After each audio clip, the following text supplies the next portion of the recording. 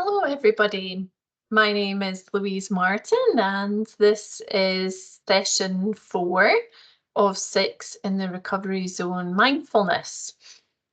So what we'll do today is we'll do a little bit of a recap on last week's programme, and then that will lead us nicely into today. So let me just share my screen with you.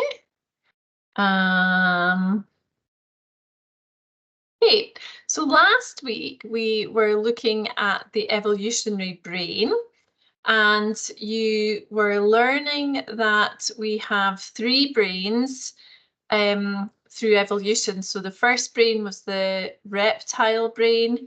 That was the first kind of model in terms of, like, if we think of phone models that evolved in evolution in different species. And it's very simple, as a brain only really is focused around survival. So that means getting away from threats and finding resources like food and shelter that help us stay alive. Then as the years went on, the brain began to evolve in some species, to the point that some species had a second brain. So this kind of evolved around the original reptile brain. Unfortunately, brains are not like phones where you can just scrap the original model and replace it with the new one, like the old clunky phones going into the new, like, iPhones. The way evolution works is that things build on top of one another. So the second brain was more evolved, and the species that had a second brain were able to have or experience more complex emotions. So rather than just, survival emotions, there were maternal love, jealousy, all sorts of other types of emotions, more complex emotions. And in fact, those kinds of emotions are really important for survival as well. Obviously, if you care for your offspring, if you have feelings towards them and you love them, you're more likely to look after them, and then they're more likely to survive. Things like shame and so forth as emotions are very complex as well. But if you are sort of caring or worried about what others will think of you in your tribe or in your group, you are more likely to conform to the group. And that keeps you safe and alive as well, because being in a group is more advantageous than being on your own, certainly in prehistoric times. So that was the second brain. And then the third brain was the most evolved brain, the most recent brain, and that's the one we have as humans, and we've got the biggest one as well. So there are some animals on the planet that have this third layer, but we have the most evolved and largest one. And that third brain allows us to not only be here in the present moment, but to reenact past events. So we can go over past events in our minds, ruminate over them over and over again. And we can also imagine future scenarios as well, the what ifs. And that's an amazing ability. And that's effectively what's made us the most advanced species on the planet, because we are able to then learn. If we can go over the past, we can learn. That's given us language, science, technology. And then if we can imagine the future, again, that gives us so much advantage in terms of kind of creation, imagination, invention, those kinds of things. So this third layer of brain made species very, very evolved, and much stronger survival advantage. Because if you can go over what's gone wrong in the past, you can learn from it and make sure it doesn't happen again. And if you can go over what might go wrong in the future, it enables you to put in control measures to keep yourself safe from maybe future risks.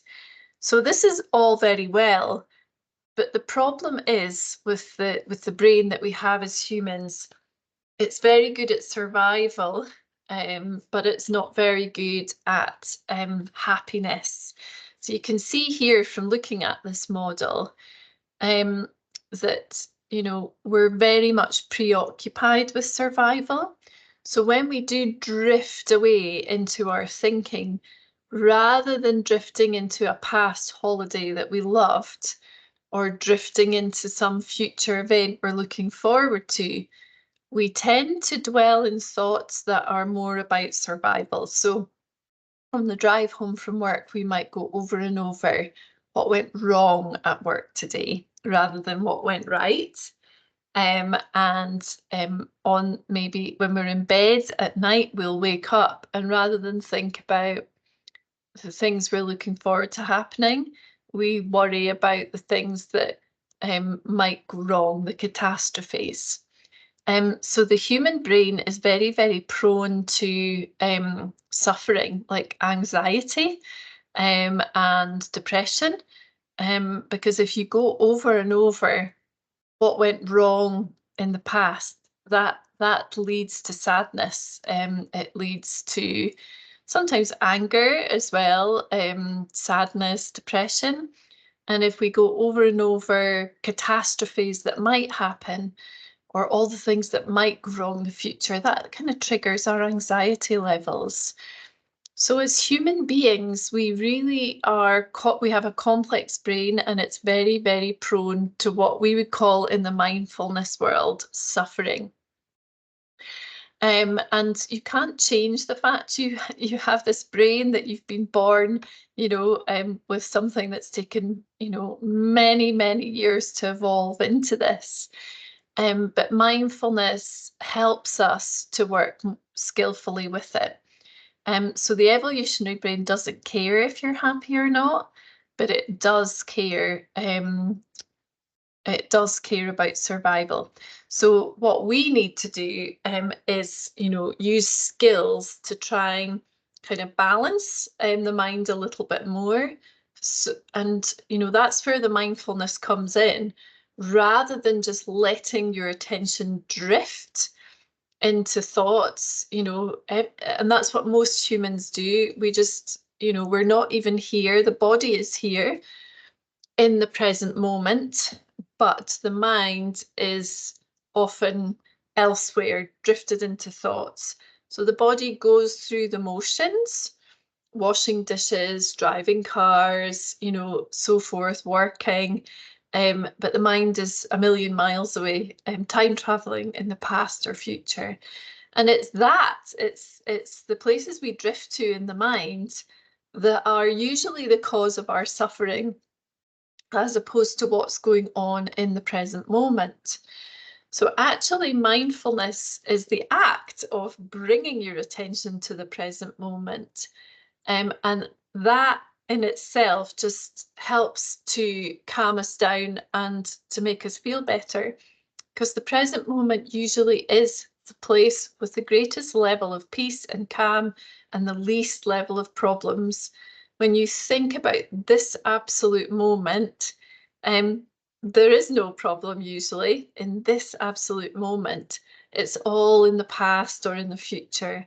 So bringing our attention home to the here and now is one of the kindest and most skillful things you can do for yourself, because this is where you get peace, and this is where you get a rest, and this is where your nervous system can calm down, because it's not trying to deal with, you know, problems in the mind, and your body can have a much needed rest.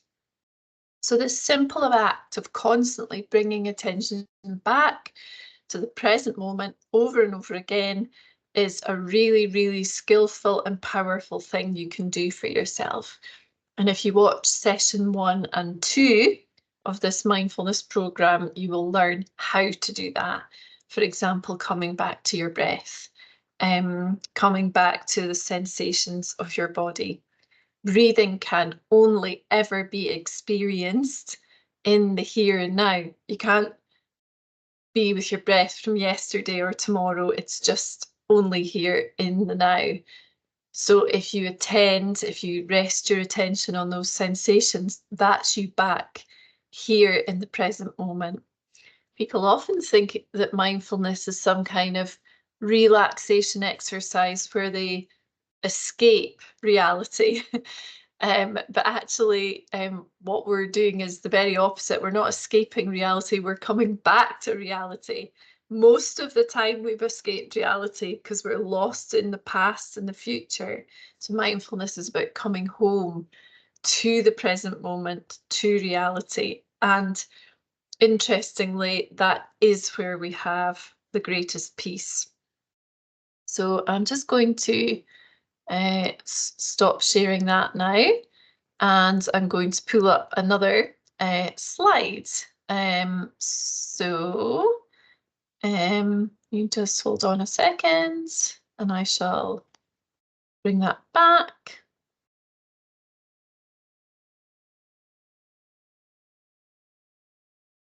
And show. Okay, and I shall shut that down and bring up a document. Not that one. Here we go. Right, so the next thing to go over with you in today's session is just a bit more in depth about how the evolutionary mind affects our mental well-being.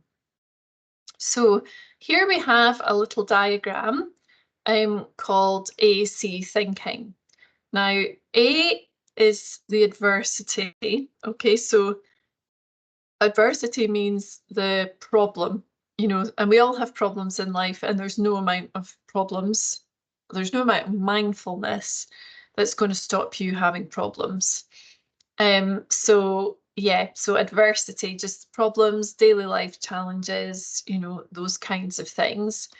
And C is the consequence. So when we have a problem in life, what kind of consequence is there to that problem in terms of, the effect upon us? So by consequence, we mean how do you end up feeling when this adversity occurs? So first of all, let's just have a look at an example. So we've got two people here who've both been on a date and both been dumped. So this is something most of us could identify with as happening to us. It's not very nice, but yeah, it's just an example. So we've got two people here who've both been dumped after a first date, and we have two very different reactions. So person on the left is just a bit disappointed. Person on the right is completely depressed. So this kind of shows, okay, look, it's not the adversity that triggers your reaction or, your emotion, because if adversities were the thing that caused our emotions, then we'd all actually feel exactly the same way when we were in the same situations. And you can see here that these two people feel very differently about what's happened to them. So what that says to me is, okay, there's something else going on there, not the adversity, but something else going on that then sort of affects each of these people's feelings. Okay, so let's look at what that actually is. So it's B. So we talked about A, which was adversity, and C, how you end up feeling, the consequence. But we've got B in here now. So this is called the ABC model. So B stands for belief. Okay, so belief means like the thoughts that run through your mind when an adversity happens. So the person that's just a bit disappointed had thoughts after they were dumped that, well, never mind, there's plenty more fish in the sea. or there's more fish in the sea than there are out of it. So they ended up just being a bit disappointed. Whereas the person on the right who ended up depressed, they had thoughts that were more around, I'm boring, I'm not good enough, and no one's ever going to go out with me, there's something wrong with me, those kind of thoughts.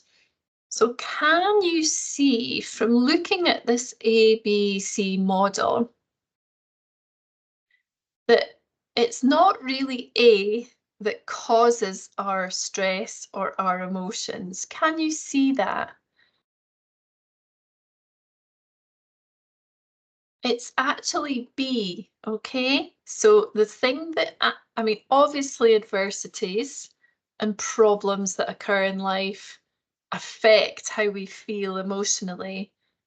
But the thing that really determines how you're going to feel emotionally, the C consequence, is the types of thoughts that you're having at B, okay? So the reason why the first person's just a bit disappointed is because they're thinking, well, never mind, there's plenty more fish in the sea. Okay, can you see that? So it's not that they've been, you know, rejected that's making them a bit disappointed. It's the thoughts they're having about it. We could have another person here who's not disappointed or depressed, who's happy about it. And that might be because they have some other set of thoughts, like, well, they weren't right for me, and that was a lucky escape, you know? So yeah, it's the thoughts that you apply to life's adversities that then determine how you go on to feel as a consequence. So again, the reason why the person on the right is feeling depressed is not because they were rejected or dumped on the date. It's because of the thoughts they've had in their head about this situation. They've had thoughts like, well, I am boring, I'm not good enough, no one will ever go out with me. That's what's caused them to feel depressed, not the adversity in itself. So why are we talking about this then? What has this got to do with the evolutionary brain? Well, the evolutionary brain has a huge lot to do with this, because the evolutionary brain is the cause of us thinking in this negative way, okay? So sometimes we can sort of say to ourselves, why am I like this? Everybody else is happy. Why am I a worrier? Or why do I always feel like this? There's something wrong with me. And in fact, there is nothing wrong with you, okay? It is normal as a human being to have thoughts that are more the glass is half empty, okay? So it is normal for us to have thoughts that are more negative, or more negative orientated, or more negative perceptions than it is to have positive perceptions, okay? And that is because the evolutionary brain tries to, you know, blow things out of proportion to help keep you safe and alive, okay? So a lot of what goes on at B, or a lot of what runs through your mind at B, it's not facts, it's just basically the evolutionary mind kind of throwing things in there, blowing things out of proportion, making mountains out of molehills, catastrophizing, because it actually wants you to stay alive. Okay, so that is why when you begin mindfulness and you start to notice the thoughts in your mind, that, you know, a great deal of the content in your mind is very negative. But the good news is that it's not true, okay? So this is one of the big things that we learn in mindfulness, is we learn to respond to thoughts more skillfully. And one of those ways of responding is that we realize that, hang on a minute, thoughts are not facts. Thoughts are just mental events passing through, okay? So I'm just going to show you another little sheet here. Okay, so this sheet here is called automatic thoughts, okay? So I like that word because automatic basically means automatic. So these are the types of thoughts, the categories of thoughts that appear automatically in your mind because of evolution trying to make you survive. Okay, so this list here is like the kind of categories of thinking that you have in your mind and that you will experience regularly. So as an example, let's just look at a couple of these. So here's one here called catastrophizing, an automatic thought pattern called catastrophizing. What does that mean? So basically, say your adversity is that you've got a presentation to do, a public speech to do. So that's your A. So if you were catastrophizing at B, you might be imagining, you know, complete disaster happening when you do your speech, like maybe tripping over some cables and falling over, or forgetting what you're going to say, or something like that. So you're just anticipating total disaster. Okay, so this is not your fault. Remember that these automatic thoughts are styles of thinking that the evolutionary brain imposes upon you, throws into your mind, because the evolutionary brain wants to make you frightened. It wants to make you anxious, because then you won't go near the situation, you will avoid it or you will run away. So a survival behavior. Another one might be jumping to conclusions. So this is where we predict the future, we assume the worst. I just know I'm going to be one of the ones made redundant, or I just know I've got this, or, you know, those kinds of styles of thinking when you actually have no evidence to support that. So I hope that you can see from some of the things that I am showing you here today that it's not really the problems that are occurring in your life that are causing your suffering. It's the thoughts that are going through your mind that are causing the suffering. And we can't get rid of those thoughts, okay, because they are automatic. They come into our mind automatically because of evolution. So what can we do then? If we can't get rid of them, what can we do? Well, we can relate to them differently, okay? So remember in sessions 1 and 2, if you haven't watched them, go back over them. We talked about you can't control thoughts popping into your mind. Now, a lot of people, when they begin to learn mindfulness, they have this idea that their mind should be blank and free of thought.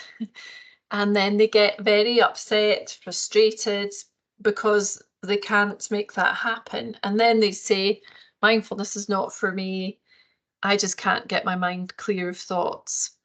But actually, it's impossible to clear your mind of thoughts, because what's popping into your mind is automatic. and it is out with your control. So the very first thing we can do to help ourselves in mindfulness is accept that we have no control over thoughts popping into our minds. They are automatic. And then once we've accepted that, we can do one of two things. We can bring our attention away from thoughts. So rather than dwelling in the thoughts, you actually have a choice. You do not have to stay there. Now, that is quite powerful for some people to realize, oh, I didn't realize I had a choice. I didn't realize I didn't have to hang out in my mind and with my thoughts. So you can bring your attention to the present moment. Like we talked about at the start of today, the present moment is the most neutral place you can be. So bringing your attention back to the here and now by resting it on breath or body sensations will bring you away from thoughts. Okay, so whilst we can't control thoughts popping in, we do have a choice about how caught up we want to get with those thoughts. So that's the first thing, okay? And then the second way we can help ourselves is by relating to thoughts differently. So if we look at the B thoughts here, okay, again, these thoughts are not really a problem either. What the problem is that we buy into these thoughts as though they are 100% true. Okay, so when we have a thought pop into our mind, an automatic thought, we just take it so seriously and we buy into it as though it's fact or it's true. So that is what the problem is. Okay, so A is not really the problem. B is not really the problem. But what is the problem is the fact that we buy into our thoughts as though they are absolute fact. Okay, that's what the problem is. And you have seen earlier in this session today that automatic thoughts are not facts. Okay, that's the evolutionary mind distorting reality, blowing things out of proportion, making mountains out of molehills, because it wants you to be frightened and to avoid, to stay alive. Okay, so much of what goes on in the mind might have a grain of truth to it, but it's usually highly distorted and not factual. Okay, and you'll know that yourself because often you can predict worst case scenarios, and then after something's happened you think, well, it wasn't nearly as bad as I thought it was going to be. Okay, so that's the second thing we can do for ourselves. When these difficult automatic thoughts pop up in our minds that we would normally get all caught up with, we can first say to ourselves, thoughts are not facts, they're just mental events passing through. So instead of relating to thoughts as though they are facts, we shift in mindfulness to thoughts are not facts. Thoughts are just mental events passing through, and I don't have to hang out with them.